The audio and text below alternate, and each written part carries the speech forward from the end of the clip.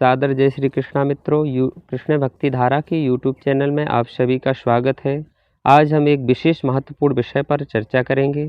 वह विषय है पितृपक्ष में कौओं को भोजन कराने का क्या महत्व होता है। तो मित्रों, पितृपक्ष का भी काफ़ी महत्व होता है और बताते चलें कि इस साल पितृपक्ष 10 सितंबर 2022 से 25 सितंबर 2022 तक चलेगा।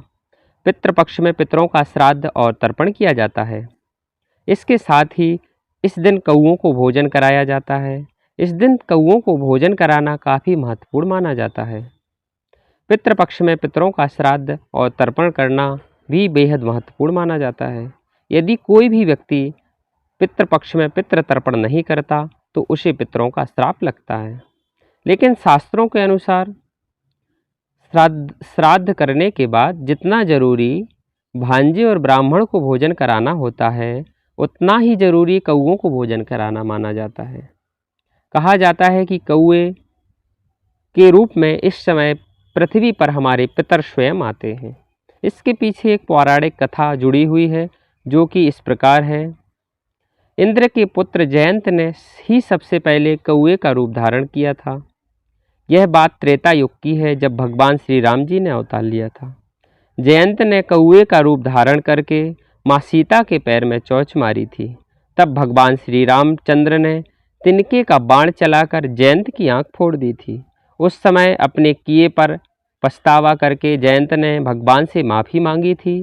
तब भगवान श्री राम ने उसे यह वरदान दिया था कि तुम्हें अर्पित किया हुआ भोजन पितरों को मिलेगा और तुम पितृपक्ष में विशेष रूप से पूज्य माने जाओगे। तभी से श्राद्ध में कौओं को भोजन कराने की परंपरा चली आ रही है।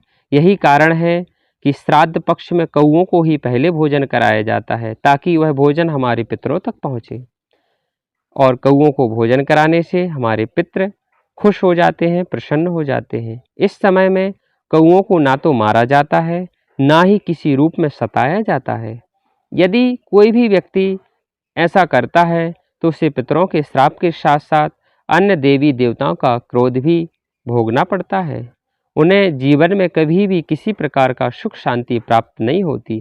इसीलिए इन 15 दिनों में श्राद्ध के साथ साथ कौओं को भोजन कराना चाहिए। तथा एक बेहद महत्वपूर्ण बात यह भी है कि पितृपक्ष में पंच बलि जरूरी निकालें।